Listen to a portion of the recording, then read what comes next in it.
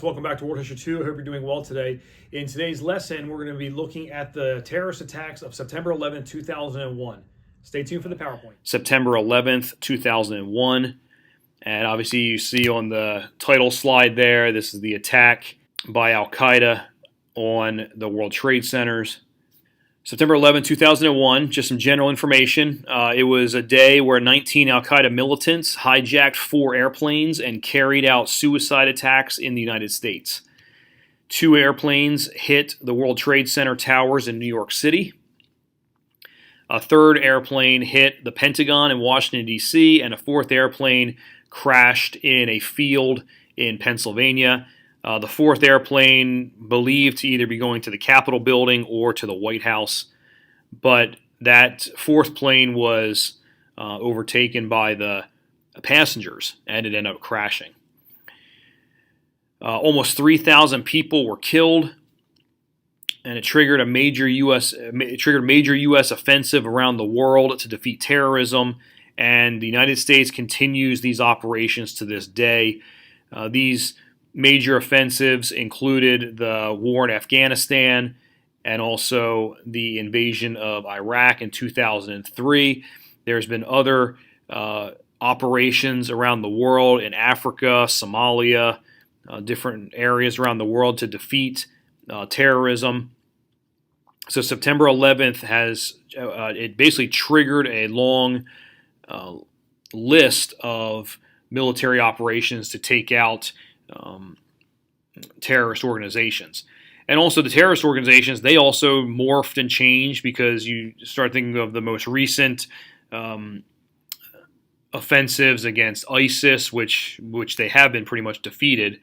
But there's ISIS, there's other uprisings that had to be quelled. So U.S. operations continue to this day.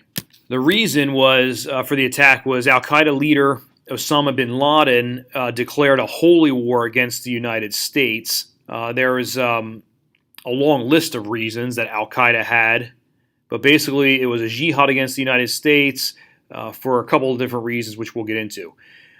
There's proof that Al-Qaeda was the perpetrators of this based on several different things. The first was bin Laden. He actually signed a fatwa, which is a ruling on a point of Islamic law by a recognized authority. So bin Laden, who was really never looked at as a terrorist by the United States, the United States knew that he was involved in possibly funding terrorism or something like that, but he wasn't like on the 10 most wanted terrorist list. But in 1998, he signed a fatwa for the killing of Americans in Africa. Basically, 200 people were killed at 2 U.S. embassy car bombings in Africa. So 2 U.S. embassies in Africa. There were some car bombings, 200 people dead, 4,000 injured, and Osama bin Laden, he signs this fatwa, which basically says, based on Islamic law, we should be able to do this. This is justified by Islamic law to commit these acts against the United States. It was then that the United States really started looking at him as somebody that was supporting terrorism, carrying out terrorist attacks, funding it, all of that.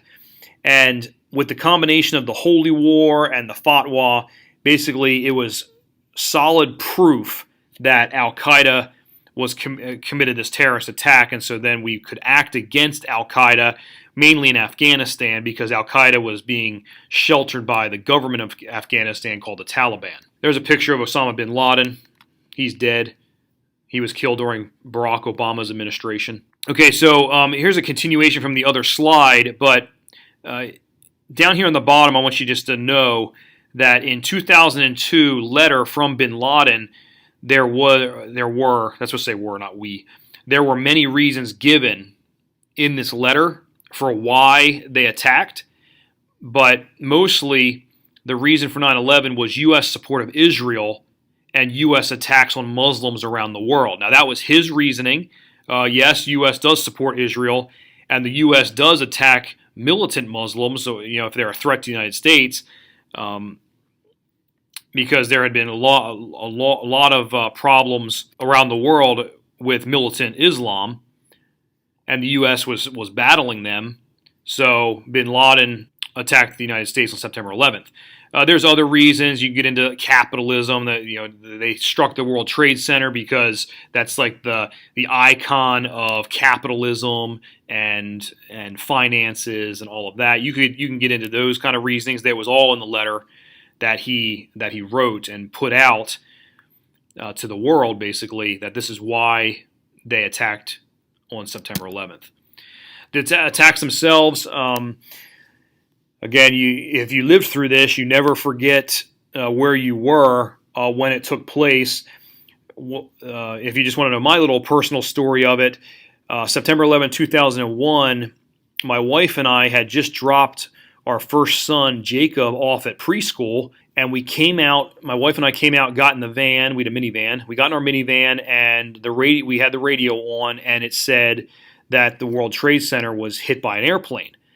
Now, we lived in upstate New York at the time. We were about 4 hours north of New York City, up in the mountains of New York State, and we were shocked that an airplane hit the World Trade Center. But the first airplane that hit, it was, everyone thought immediately that it was an accident, that a plane had just crashed. We drove home, and when we got home, we ran inside and put the TV on, and we could see the one tower was on fire. Much like you see at the top of the screen here on your video, on the PowerPoint. And as I was watching with my wife on the TV screen, we saw the second plane hit live on TV.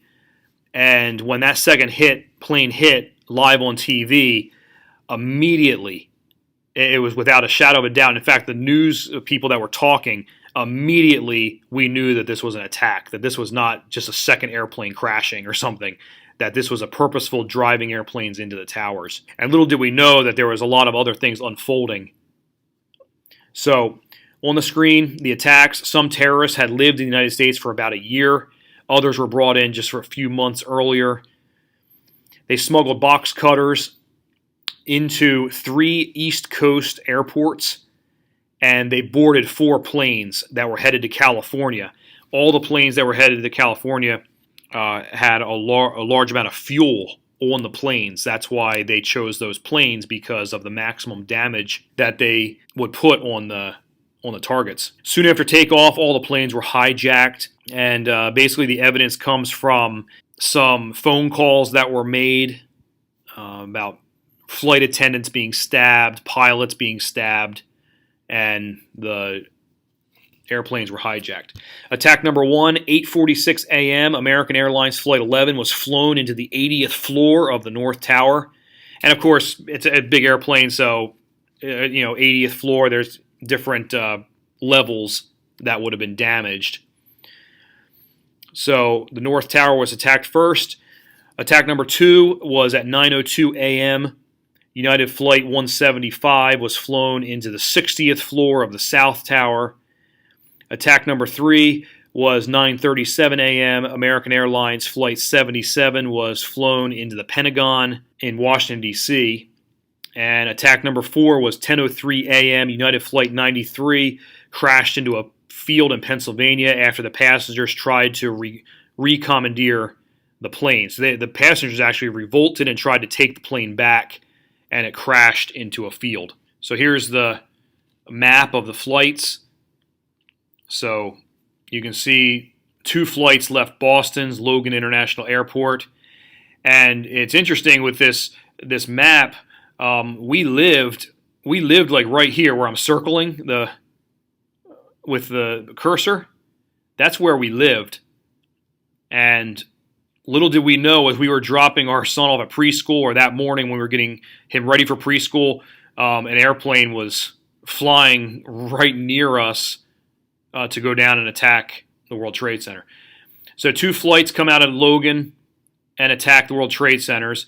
Another flight left Newark, New Jersey, and this is Flight 93, and was taken control and turned around over Ohio and ended up crashing in Pennsylvania. And then another flight, Dulles International Airport, took off, was turned around, and then crashed into the Pentagon. Okay, so here's plane number 1 about to hit. Okay, and this was actually taken from a video.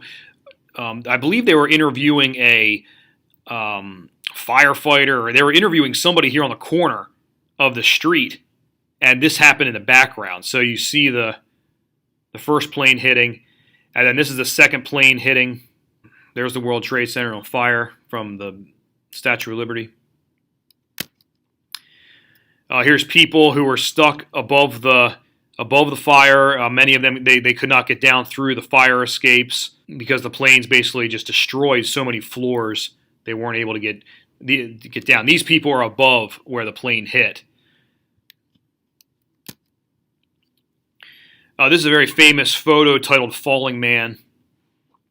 This is obviously someone that knew that there was no hope, I guess, and so they decided to jump. And this was plastered all over magazines and newspapers. September 11th, after September 11th. The World Trade Center towers collapsed at 9:59 a.m. The South Tower collapsed. And 10:28 a.m., the North Tower collapsed. And my wife and I were standing in our living room, just couldn't believe it when they collapsed. It's interesting because I was at the World Trade Center in 1988. My family went to New York City from Pennsylvania. We were living in Pennsylvania, and I was there in 1988. Everything was Batman because the first Batman movie had come out, and everything in New York City was Batman. And we went to the World Trade Center and went to the top of it, to the observation floor. It's not outside; it's actually a floor, and you could walk up to the glass windows and see the whole city.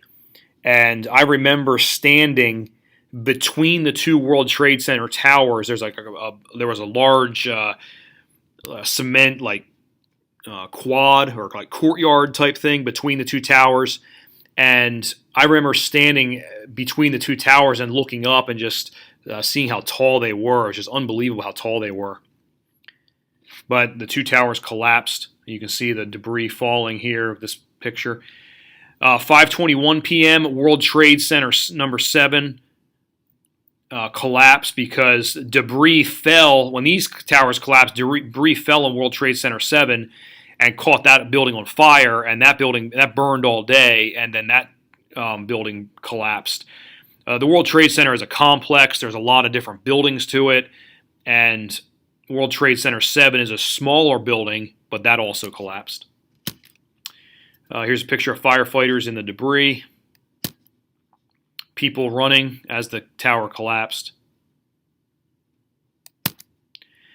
The U.S. response, September 14th, 2001, so just a few days later, U.S. Congress passed the authorization for use of military force against terrorists, and this gave the president the authority to use all necessary and appropriate force against terrorists. And this authorization is still active today. That's why President Bush was able to go do what he did. President Obama was able to do what he could do, and even today, because of that passage of that act. October 7th, 2001, the war in Afghanistan began. The United States and Great Britain began bombing Taliban and Al-Qaeda forces in Afghanistan. And there's a very famous picture of a flag being hoisted up by some firefighters of the FDNY. A very deadly day for the FDNY. It was 383 firefighters killed, I believe, as they were charging into the towers and helping people out when the towers collapsed. And that's going to be it. All right, class, that's it for today, and that's it for this course. We finished our semester. I do hope that you enjoyed this time in World History 2, and I hope you found this course interesting. Regardless, I just want to say thank you for being in this course. I'm glad that you could be a student, and I hope it was beneficial, and I wish you the best in your studies, and maybe I'll see you in another course. Take care.